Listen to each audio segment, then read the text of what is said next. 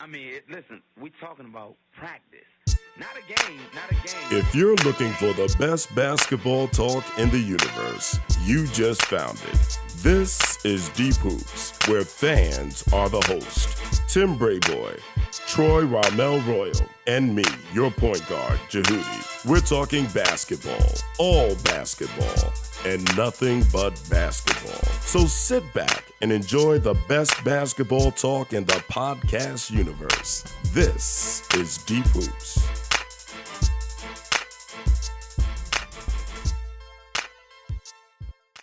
So we have some compelling games coming up this week in the NBA, starting with tomorrow night. And I'm going to go through the schedule, the games that I think are very important this coming week. But there are two games tomorrow night that may be as important as any of the games for the rest of the week. So tomorrow we have Boston versus San Antonio, or San Antonio at Boston. We have Golden State at the Clippers, which is a big game. Wow. Then Tuesday, we have OKC visiting Milwaukee. Thursday, we have Golden State at San Antonio. So they have a little tough schedule, road schedule coming up. Then on Friday, we have Cleveland versus Washington. A lot of people think that that could possibly be the Eastern Conference Finals. Yeah. And then Boston at OKC at Boston. So we have a really great week of basketball coming up. What are your thoughts? What do you think is the most compelling, toughest, interesting, entertaining games for the week? Wow. That almost sounds like a playoff week. I mean, it really does. Hey, can I call into work and get a vacation? Exactly, get some time off. This, I don't know if you're going to find a week with this many interesting, exciting, or just great matchups. Starting with Boston and San Antonio, equally, they both need this win. Right. San Antonio needs to get on track. They don't need to go into the Golden State game on Thursday night as a must-win game. Right. I don't know the last time that into the third week of a season that you could say a Popovich team is 500. Mm-hmm. So San Antonio really needs this win come tomorrow night against Boston. Now, on the other hand, Boston needs to win too. This is a test for them because this is a team that has the aspirations, when healthy, to be a contender. Right. But one thing, just like Brad Stevens, Pop is probably the best at getting the most out of his players than any coach. And this is that's a great matchup. As far as fun, it's not going to get more fun than Clippers and Golden State. That's going to be a fun game to watch. And, the Clippers are in first place. Golden State and the Clippers have a lot of animosity and hatred. I hate using hatred, but it seems like it's hatred towards one another. I talked about Blake Griffin, and Blake Griffin is having an MVP season early on. Right. Green always tries to punk Griffin. So there's a lot of different things going on there. You have, what's the point guard for the Clippers? Patrick Beverley. He's going to play Curry tough. So it's going to be a hard-fought match. It's the new Clippers. This is not the Chris Paul Clippers. This is, the new Clippers. So I think that's a compelling game. And it's funny that you brought that up because it has been somewhat of a rivalry. Mm-hmm. Where it's a grudge match when these two play. Yep. And losing Chris Paul, some might think it takes away from the luster. But having Patrick Beverley that likes that situation, he's not going to allow Draymond Green to punk Blake Griffin. No. Chris Paul will do it on the court, right. Try to make a difference and play ball. But Patrick Beverley, I mean, it's like he likes that sort of stuff. He does. and you know what? I can see Patrick Beverley saying, "You punk him, I'm a punk Curry." And he will be a thorn. Yes, and get up under his skin And I mean, he's done it before with Curry. He's annoying. So he's right. He's like a gnat that just keeps flying around you, and you're trying to get rid of him. That's going to be a good game. OKC and Milwaukee, another good game. Fun to watch. Entertaining. I don't think it's critical to anyone's season. Maybe OKC's a little bit, but I still think it's too early, and I think that Donovan is trying to put things together, see combinations, see what he has on his bench, see what moves need to be made. That's an entertaining game, but not a critical game. Golden State, San Antonio, whenever they lace up the shoes and throw the ball on the court, it's a critical game. Yes, it is. Because you're looking at what many people think is 1 and 2 in the West at the end of the season, especially if Kawhi is healthy, Tony Parker is back. So, yes, that's going to be a critical game. I hope Pop plays everybody. No. You never know with Pop. That's a TNT game. And trust me. Hey, I could tell you, it was TNT against Miami. He sent the starting. He stood 4 of the starters home and the 6 man. You want to have a Pepsi on that? We can bet something on that. Everybody playing. Everybody playing that game. They need to play. Everybody playing on that one. And that's a huge game because you want some kind of bragging rights. I remember last year, first game of the season, San Antonio took it to Golden State. Right. I think they beat them by 30. Yep. Some people believe that if Kawhi didn't get hurt, maybe San Antonio would have beat them in the finals. I mean, yeah, in the playoffs. I don't know about that, but they were up by 21. I'm going to say this. You're talking about him resting people. And nobody knows when Kawhi Leonard is coming back. That may be the game. He ain't going to rest people. He's going to play people. Well, that may be the game that he comes back. He makes his debut. I hope so. Because that just makes you heard it here first. That makes it even more intriguing. Because I said it earlier in the show, LaMarcus Aldridge is playing lights out right now. They get excellent playing time from Rudy Gay.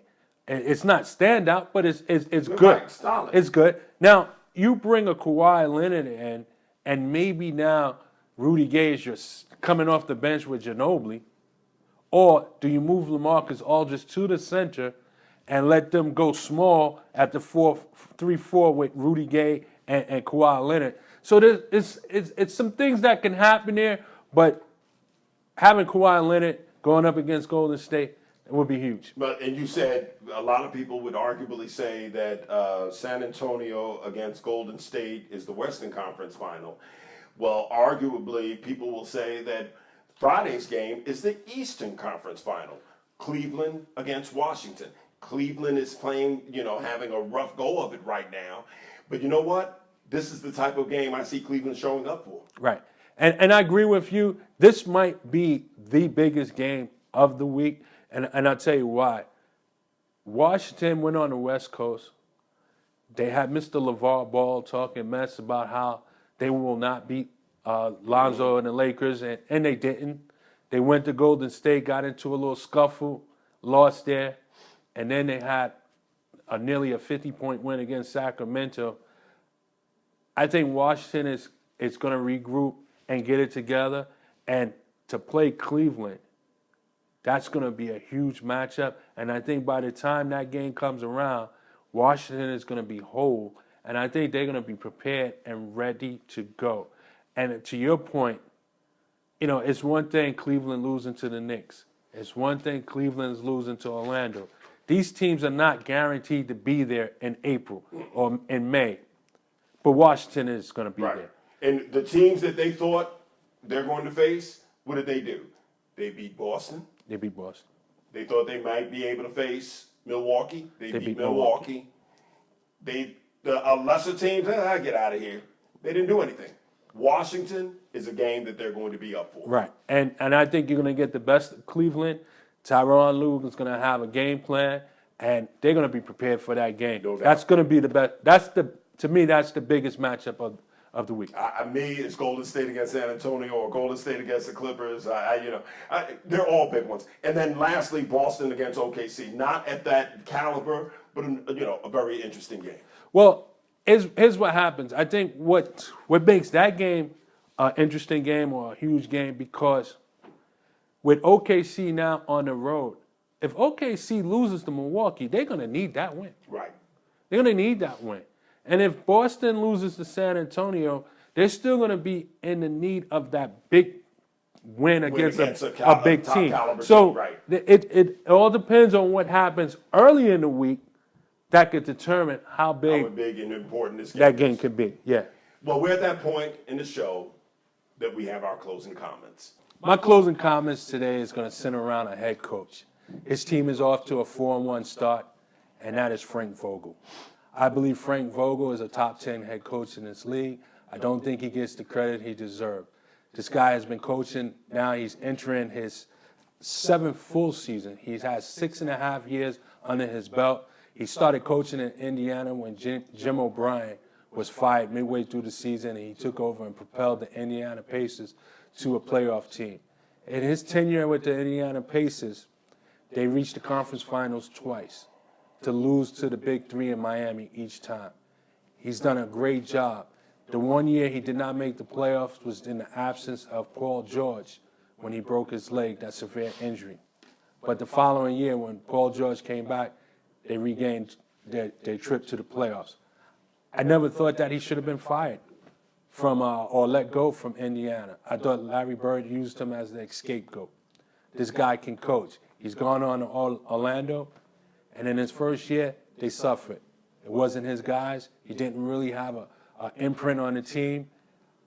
But now that he's been there, he got to know the guys. They've come out the gate. They're 4-1 going into today, and they've had quality wins over San Antonio. They beat them by 20-plus points. They beat Cleveland by 20-plus points. I don't think this is a fluke.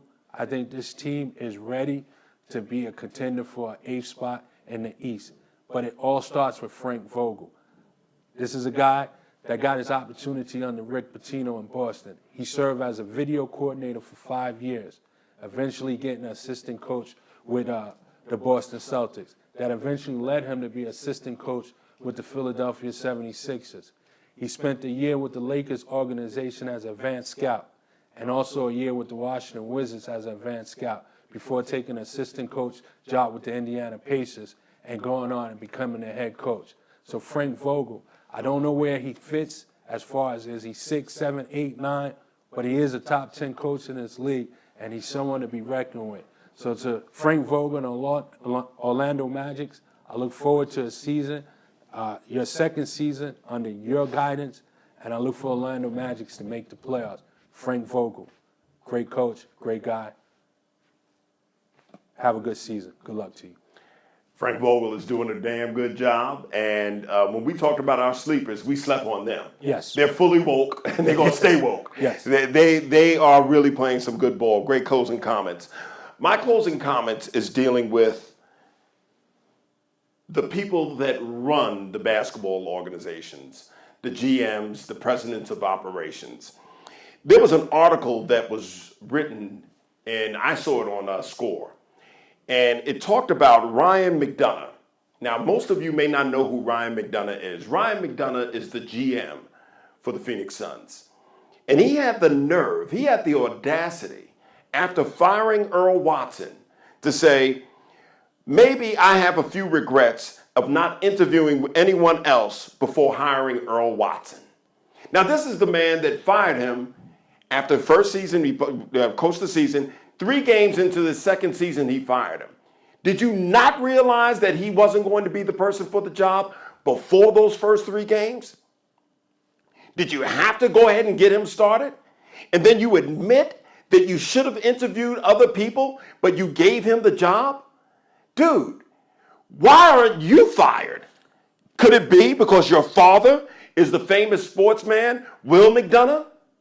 Could it be because your brother, Sean McDonough, is the Boston Red Sox sportscaster?